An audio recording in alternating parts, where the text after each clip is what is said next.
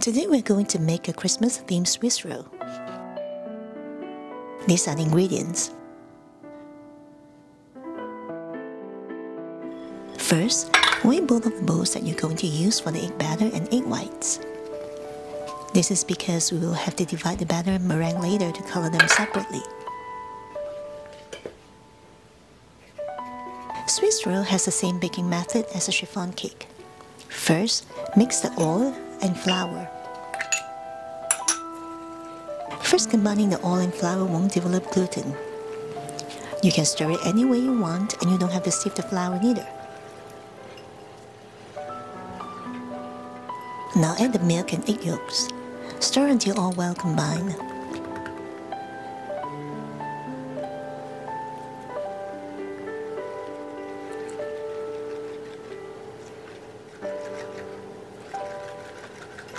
Now I have to take out half of the batter. Weigh the entire bowl of batter. Using the new weight to minus the previous empty bowl's weight will let me know how much batter weighs by itself. Now I know how much I need to take out.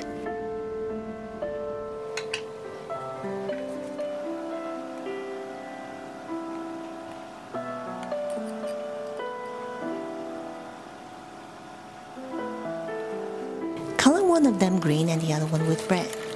I color the egg batter now instead of after mixing it with the egg whites to prevent over-mixing and deflating the egg whites later. Keep in mind that the color you see now will be lightened once you mix these with the egg whites. So if you like a deep green and red, you will have to add more color now. Now let's whip the egg whites.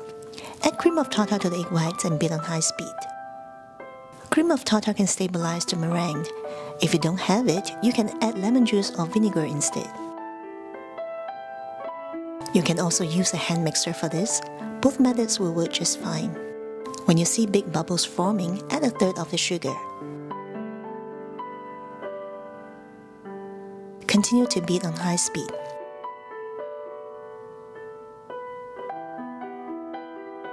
When the foam becomes finer and silkier, you can add another third of the sugar.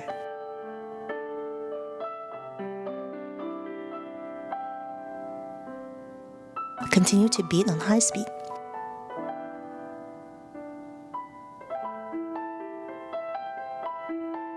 The foam will continue to get silkier and you will start to see some texture lines or trails. At this point, you can add the remaining sugar and beat on medium-high speed.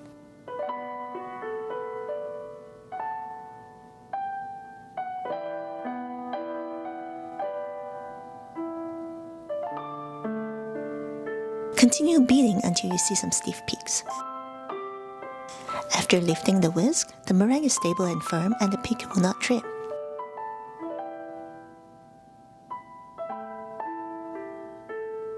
Now I will have to divide the meringue in half using the same method as I did with the batter earlier.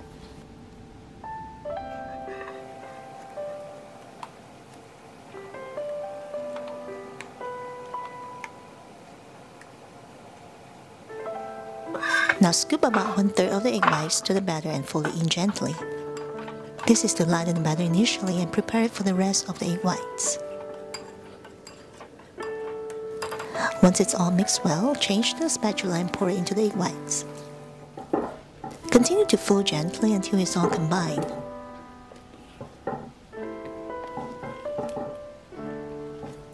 Repeat this movement until the batter is homogeneous. Don't overdo it.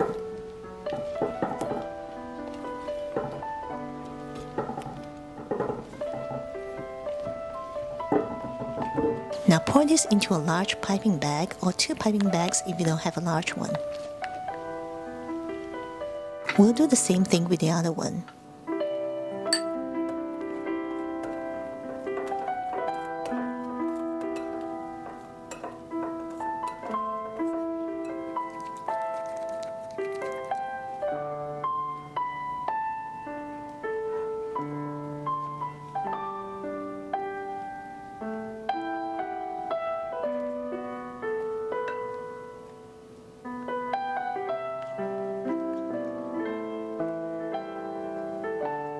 Start piping the batter onto a lined pan diagonally.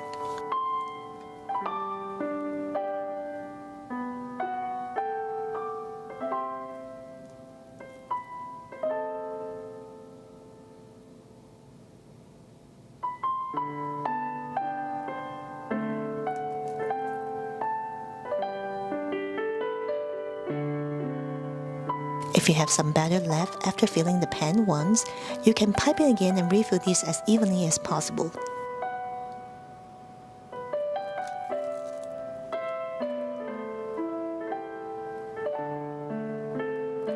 Tap the pan a couple of times to get rid of the big bubbles. Place this in a preheated oven and bake at 320 degrees for 30 minutes. Once it's out of the oven, transfer it onto a cooling rack. Let this cool for 15 minutes until it comes back to room temperature. Put a piece of parchment paper on top, then flip it around.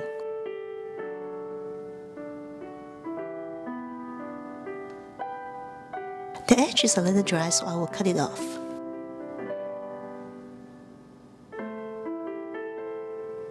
This is the side I want to show, so flip it over again.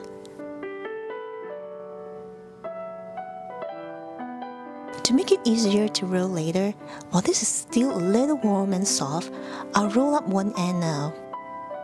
Put something on the other side to prevent this from moving. You don't have to roll the entire cake now, just part of it.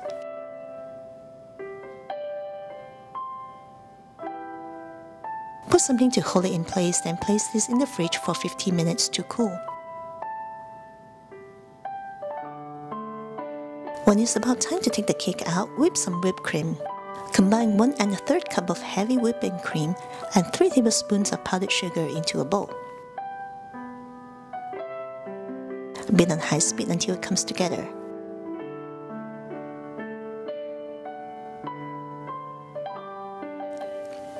This is good. Don't overbeat it or else it will curdle.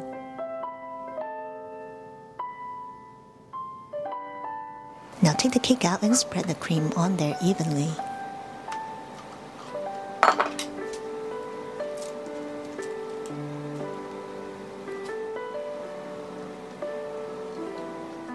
The cream on the edge can be thinner so they don't ooze out too much.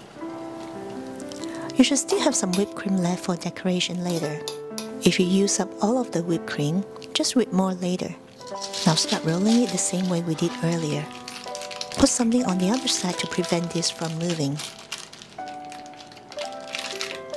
Since we gave this a head start earlier, it should be very easy to roll this up now.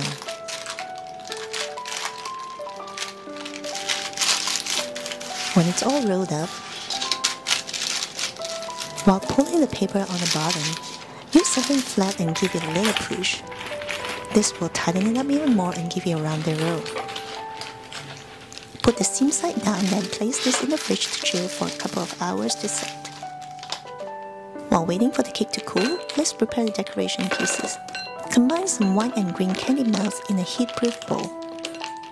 Melt it in the microwave for about a minute. Transfer this onto a piping bag fitted with a small star tip.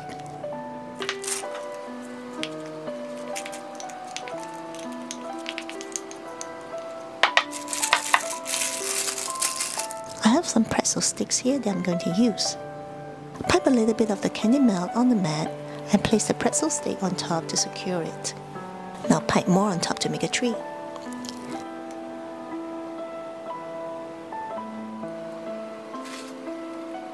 You can pipe this however you like as long as it looks like a tree.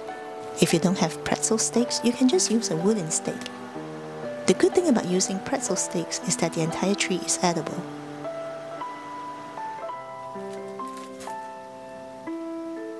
Put them in the fridge. They will harden very quickly. And here you have some trees. I'm also going to cut some strawberries to make strawberry Santa.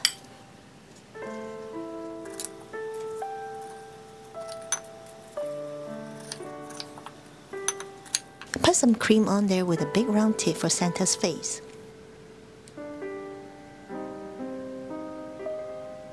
Then put the hat back on. Insert 2 chocolate sprinkles for the eyes.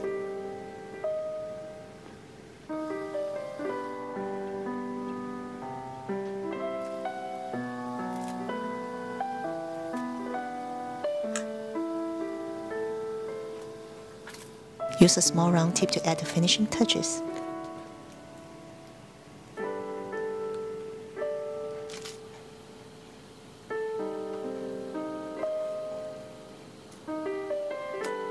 The cake is set.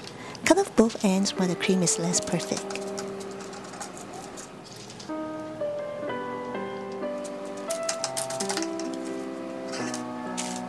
Transfer it to the cake board. Put the remaining cream on top.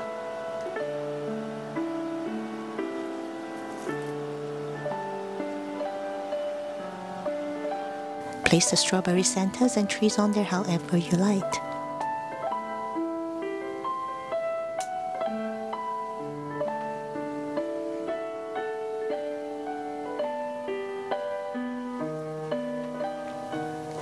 When it's time to serve, dust it with some powdered sugar.